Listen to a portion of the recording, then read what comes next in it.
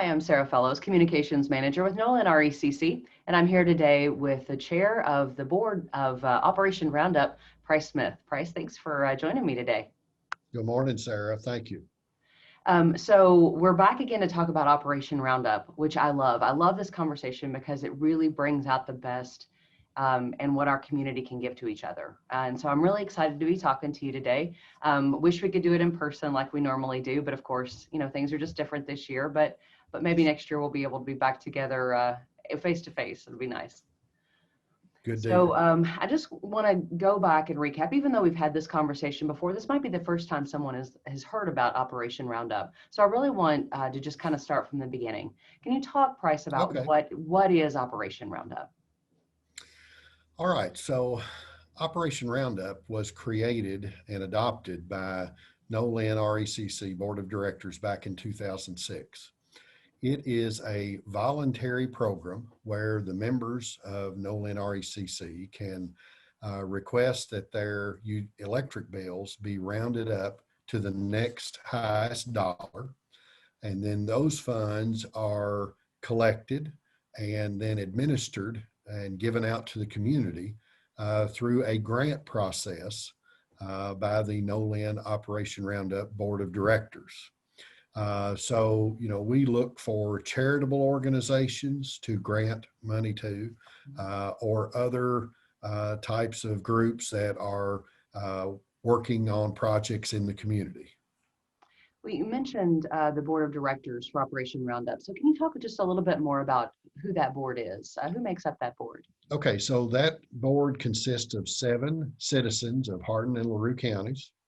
They're volunteers. No one is paid through Operation Roundup. And they meet quarterly and administer the funds that are collected from the electric bills being rounded up. And this time of year, we're getting ready to have our next round of grant awards. And that's why we're promoting this interview to have to announce that our grant application is now available. And the application will be available between now and May 7th. And so what does that mean? Well, groups that have a project that they need help funding on can apply for an impact grant. That process is very easy. It's an online application at nolinrecc.com, or they can call the Nolin RECC office for a copy of it. And it is a several-page application that we do ask you to complete. The more thorough that application is completed, the better. The more precise idea that you can give to the board of directors of Operation Roundup for the project that which you need funding, that makes it easier for us to understand. A well-organized group is more apt to receive the grant funds because we can directly see what those funds are going to be used for. And that's really important. I want to kind of stay on that thought just for a second, because that really, just from getting feedback from your board and from conversations with you, that's really been a challenge in the past, that groups have great ideas, but they don't have a lot of flesh on them. And so what you're saying in terms of, it sounds like that pre-work before you ever fill out that application, deciding, you know, what that project's going to look like, and really specific things like the cost of items or a bid process. That stuff is just really, really integral to the decisions that you all make as a board. Right. I mean, we're accountable for the funds that the Nolin members are donating. So, you know, we have to be very thorough in the awarding of those grants, and we don't just want that money just to be lost. So, yes, we do request that the groups have a clear vision for their mission, have a clear vision for the project for which they're requesting funds. You know, the more detail they can give us, the better. The more itemization of the funds they need, the better. You know, we like things that we can touch and see, and we've given to several different groups over the years. Feeding America is one. Mission Hope for Kids is another. The American Revolution Patriots Memorial was one that we gave to last year. And the average donation by a Nolin member is $6 per year. And all those $6 have added up to where we've been able to grant over $240,000 since this program started in 2006. And And that's right now remarkable. yeah, That's it is. remarkable It's to me. I'm sorry. incredible. Every time I hear that number, I have to comment on it because it's what a huge impact that every small donation put together. I mean, what does that say about how working together can really impact this community? That's exactly right. And that's why Operation Roundup was formed, is for a way to give back to the community. And, $6 by itself may not do a whole lot, but when you collect them together, they can really make an impact. And that's why we call them our impact grants, because we do want them to have an impact on whatever project the group comes up with. We've granted money to our local schools. We've granted money to local charities, to other groups. For instance, last year we granted money to the Hardin County Farmers Market for a project they were working on. And, that's something that the community will utilize. We want our grants to touch as many people as possible. And that's a big influencer also of who receives the money. Because the more people it touches, the more good we feel like we're doing. The more people that can utilize it, the more we like those type of projects. A couple of 3 years ago, we donated some money to Green Space, and they were planting trees along some of the walking paths at Freeman Lake. And that was a project that anybody that's out there can enjoy, and those trees will be there for years to come. And that's something that we thought was a worthwhile project also. So that's just a few that I've kind of picked out. Well, and people, if people go on our social media or look in our section of Kentucky Living, this past year we've really been highlighting some of those projects. So, a couple of things. If you're donating and would like to know where your money's going, those are really good snapshots of what those programs have been doing with that money. The image of the kids' faces in Mission Hope for Kids when they got those Lego stations. I mean, to me, that just absolutely exemplifies why, as a Nolin member, I donate to Operation Roundup. We've got 6,500 Nolin members that do that, and that, to me, again, is just a tremendous. It just says a lot about who our members are, and if we have members that want to participate, if they haven't already done that, they could just give us a call. That number is 270-765-6153, and just let us know you'd like to participate. And we would love to have even more people participate, because that just means more impact for the community. Yeah, and let me add to that, Sarah, that now is the time that we're accepting applications for the grants, but folks can enroll year round into the Operation Roundup program. So, anytime that you want to sign up, just call the Nolin office and they'd be happy to get you taken care of. That's right. Now, you've been talking about the application process. So walk me through that a little bit more. So right now, organizations and people who would like to apply for a grant, they're getting their information together. That's what we talked about. You said the application is available online. It's a very easy form to fill out. There's information you need to have for that. And then you can turn that in either through our Google form, or if they pick up an application at the office. But then once those applications come in, what happens after that?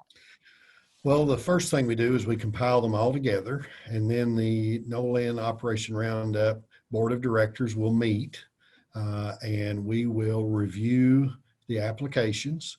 That process is quite a lengthy one. We go through them and we rate each one of the grant applications. And then as a group, we decide which ones of those we would like to grant our funds to for that year. And we also have to balance that with the amount of funds that have been collected over the past year that we can actually grant. So, that can either limit which ones we grant or which ones we don't. Again, I just want to point out that the more information that you can give us, the better. The clearer the idea of the mission that we're going to be granting, the project, um, the actual use of the funds, the dollar amounts requested, those specific things will go a long way to the group receiving a grant. And, we're open to any and all ideas. And we encourage anybody to apply. All right. So again, some of the specifics, you're taking grant applications right now, and the deadline for that again is May 7th. So they need to have that in by May 7th. If you're going to turn it in at the office, it needs really to be by 5 o'clock, although we do have a night drop here. And then by, of course, the end of the day, if they were doing an online application. But if they have any questions, they can always reach out again to here to our office, and our CSR will direct you where you need to go. But again, that's 270-765-6153. And you answered one of the main questions I think that I've gotten, and that is how much can I ask for in terms of how much a typical grant might be. But from what I heard in your answer is it really depends. It depends on what the need is and what amount is available. So it sounds like that is kind of an open-ended question for groups. It really is. I mean, we've given very small grants. I think there was one that in my memory that was like $400 or $500, very small type grant. We've given up to a $10,000 grant, depending on the project. So there is a very wide range of amounts that we can grant. So yeah, we're open to any and all. So we're looking forward to what applications we get this year. We're always surprised by the ones we get. There's some on there that you wouldn't expect. There's some that you do expect, but it's always exciting to see what comes in. So no grant too big or small. Give it a try, but give as many details as possible, right? Right. That's All great. Right. Before we wrap up, Price, I didn't tell you I was going to ask you this, so but I think it's okay. You've been involved with Operation Roundup now for quite a few years. You've been the board chair now. I think this is your second year doing that. What has it meant to you to be a part of Operation Roundup? I mean, I kind of led in with, this is one of my favorite things to do, but obviously this means a lot to you because you work. This is not a job. This is something that you volunteer to do, and it takes time. It takes quite a bit of time, I know. So what does it mean to you to get to be a part of this? Well, the part I like is being able to see the recipients when we make the awards presentations at the Nolin annual meeting.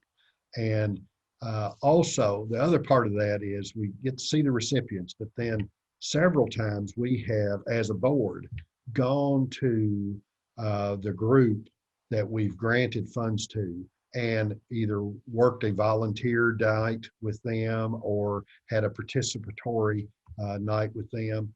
One time we went to Mission Hope for Kids and helped fix them supper one night as a board of directors. And it was so neat seeing all those kids and seeing the place where they're located. One other time we had granted some money to Habitat for Humanity. And as a board, we went out and they had a house that was nearing completion that really needed to be cleaned, with the dust and the dirt of construction. Yeah. So we cleaned on that house for a couple of 3 hours one night. And it built camaraderie among the board members, but it was also, we got to see firsthand and participate in the missions of these groups that we have granted funds to. So that has really been fun because all of the volunteer members of the Operation Roundup Board of Directors, they want to give back to the community too, not just by serving on the board of directors, but by participating in those projects. So it's been fun for us to do that. And I'd say that's my favorite part of it. Well, that's really cool. And I've only gotten to be a part of this for a couple of years, but just getting to kind of follow the stories has been really neat for me as well. So I really look forward to what comes in this year. And again, just really encourage people as this process is open, get all of your details together, be as specific as possible, get those grant applications in by May 7th. And that'll get that in front of the board, and you guys will figure out best place to put the money this year. If anybody has any questions, again, about either how to join Operation Roundup, how to apply for it, or just in general, they can give us a call at 270-765-6153. They can go on our website. There's a whole page on Operation Roundup. That's, of course, NolinRECC.com, and that's where they're going to find the application too as well. So, Price, thanks for joining me. It's always a good time talking to you. Yes, thank you, Sarah. I appreciate it.